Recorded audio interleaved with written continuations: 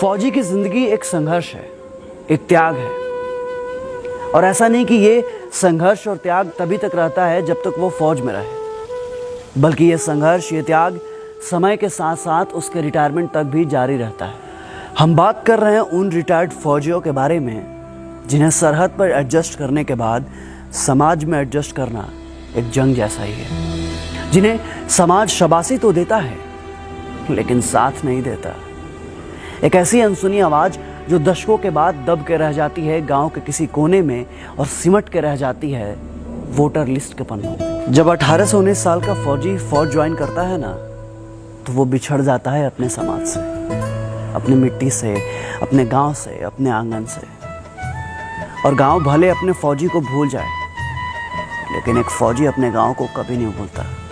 साल के हर तीज त्योहार याद दिलाते हैं कि फौजियों के भी होली और दिवाली आता है, लेकिन वो समय के साथ सब छोड़ देता है। होली, दशहरा, दिवाली, वो छोड़ देता है अपना समाज, अपनी जवानी, अपना बचपन, अपने सपने, और उन्हीं सपनों और अपनों के बीच छोड़ देता है एक आम जीवन, क्योंकि उनके रगों में खून नहीं देशभक्ति दौड़ती है। लेकिन वही 40 साल का फौजी जब रिटायर होकर वापस घर आता है तो वो दुनिया से कट चुका होता है।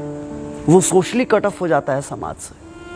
वो समझ ही नहीं पाता सर्विस और रिटायर के बीच के गैप को। वो पाटने की कोशिश करता है इस खाई को। वो जोड़ना चाहता है दिल और दिमाग को। वो फिर से पुराने लम्हों को जीना चाहता है। वो सींचना चाहता है अपने खून और पसीने से अपनी मिट्टी और खेत को। लेकिन ये समाज, ये दुनिया उसके जज्बातों का मजाक बनाती है। उसके भावनाओं को पागलपन करार दिया जाता है। लेकिन एक फौजी फौजी होता है। उसको खुद पे भरोसा होता है। उसे पता होता है कि वो जो कर रहा है सही है। उसे तो आज भी लगता है कि दुनिया पूछेगी उसे कैंटीन की तरह और सर पे चढ़ा कर रखेगी रम की तरह। उसे तो आज भी लगता है कि दुनिया एक सर्विस की तरह है और यहाँ भी सारे काम फौज की तरह ईमानदारी से होते हैं। और ये भी एक कड़वा सच है कि दुनिया रिटायर्ड फौजियों को जगह नहीं देती साहब। वो बना के रखती है एक ऐसा गैप और राजनीति जिसका गणित आज तक किसी फौजी को समझ में नहीं आया। और उसकी इसी मासूमियत का फ़ायदा सारी दुनिया उठाती है। पता है, जब दुनिया सो रही होती है नींद की आगोश में, तो वो तड़के सुबह उठ जाता है गाय भैंस को चारा डालने के लिए और निकल जाता है दूर कहीं गांव में टहलने के लिए। अब गांव में उसके कोई साथी संगाती नहीं होते हैं। वो बिल्कुल अकेला होता है कई जनों के बीच में, एक अजनबी की तरह, या यूँ कहें कि एक परदेसी की तरह। फिर वो बनाता है गांव के बच्चों को अपना साथी और काटता है उनके साथ रिटायरमेंट के बाद की बची हुई जिंदगी। वह सुनाता है बच्चों को उन्हें फौज और फौजियों के किस्से और दिखाता है उन्हें जमीन और लड़ाइयों के हिस्से। वो बांटता है अपना दुख दर्द और खोजता है उन पलों में अपना पल, क्योंकि फौजी अपने किस्से कहानियों को बार बार जीता है। एक फौजी अपने सिस्टम में इतना ट्रेंड होता है कि वो किसी भी मिट्टी, किसी भी मौसम में खुद को ढालने की क्षमता रखता है। लेकिन न जाने हमारे समाज की ऐसी मानसिकता क्यों है कि रिटायरमेंट के बाद एक फौजी को सिक्योरिटी गार्ड से ज़्यादा काबिल समझा ही नहीं जाता है। कभी ओसारे में बैठ उन रिटायर फौजियों को देखिए और उनकी आंखों से छलकते जीवन के संघर्ष को देखिए। ऐसा लगता है कि बचपन की उम्र में रिटायर वो फौजी अभी भी वो अपना बचपन ढूंढ रहा है। वो देख रहा होता है कि शायद अभी भी रेलवे स्टेशन पर कोई घर से आ जाए और पूछे उसका हाल और देश दुनिया का समाचार। लेकिन सच्चाई भी यही है दोस्त कि रिटायरमेंट के साथ ही दुनिया की इंसानियत भी रिटायर हो जाती है। जब तक वो बैरक में रहता है तब तक उससे किसी को कोई दिक्कत नहीं होता। लेकिन फौजी जैसे रिटायरमेंट के बाद वापस घर आता है तो कभी कभी उसके खुद के बच्चे भी डांट देते हैं कि क्या पापा सुबह सुबह खटर पटर क्यों करते रहते हैं?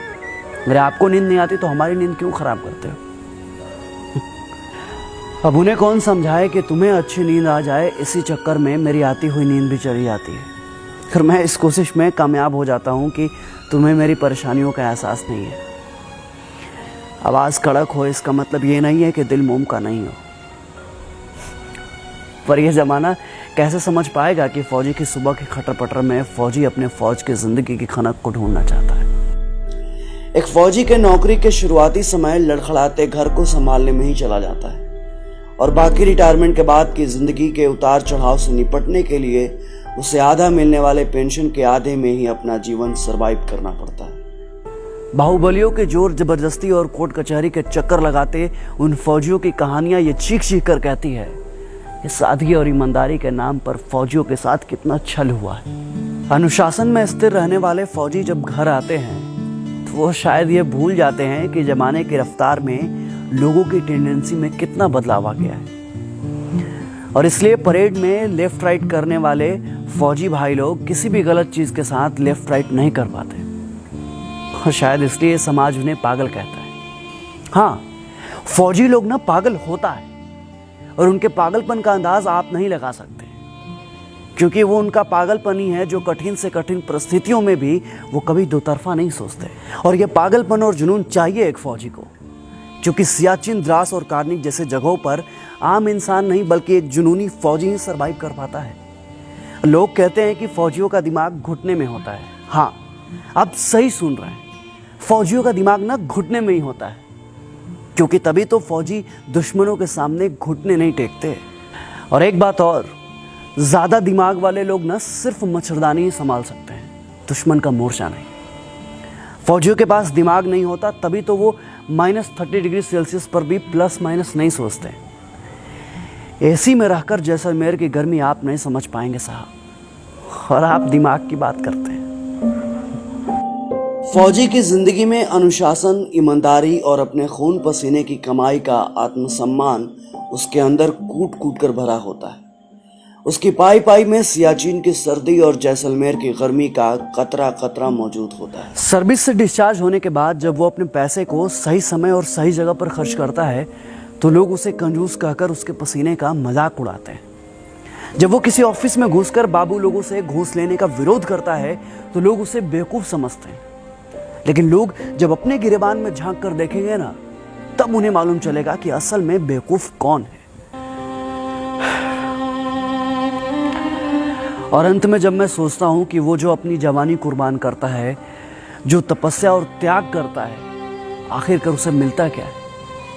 बस थोड़ा सा रिस्पेक्ट और थोड़ी सी पेंशन, जिसे पाने के लिए वो बैंक के लाइन में घंटों खड़ा होता है सोच बुद्ध खोकर। वो एक सर्विसमैन का कोटा, वो कैंटीन की बातें जहां वो 4 पैसे बचाने के लिए पूरे दिन एक पैर पर खड़ा होता है। वो ट्रेन के दरवाजे के बगल में खड़ा वेटिंग लिस्ट वाला फौजी, जिसका फोटो जनता तो खूब शेयर करती है, लेकिन कोई उसके साथ सीट शेयर नहीं करता।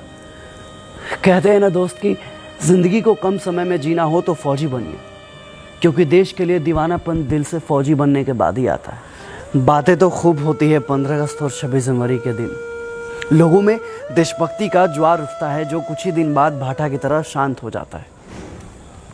समाज में फौजी होना एक गर्व का विषय है, पर खुद के लिए क्या, ये फौजी अंत तक नहीं समझ पाता। फौजी ना सब समझने की कोशिश करते हैं, लेकिन ये समाज उनको कब समझेगा? कब समझेंगे लोग उनकी भावनाओं को, उनके जज्बातों को, उनके द्वारा किए गए उनके जीवन में त्याग और तपस्या को? कब समझेंगे उनकी मेहनत को, उनकी ईमानदारी को? क्या उसकी कारगिल और कुपवाड़ा की कहानियां सिर्फ कहानियां बनकर रह जाएंगी?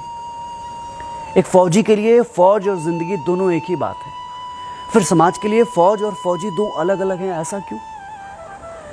क्या समाज में फौजी की शून्यता है, या फिर फौजी समाज का हिस्सा ही नहीं है? फिर क्यों समाज में रिटायर्ड फौजियों के लिए जज्बातों की शून्यता है? ये सारे सवाल समाज से हैं, और सनद रहें, समाज का हिस्सा आप भी हैं। सोचिएगा ज़रूर। जय हिंद, जय भारत।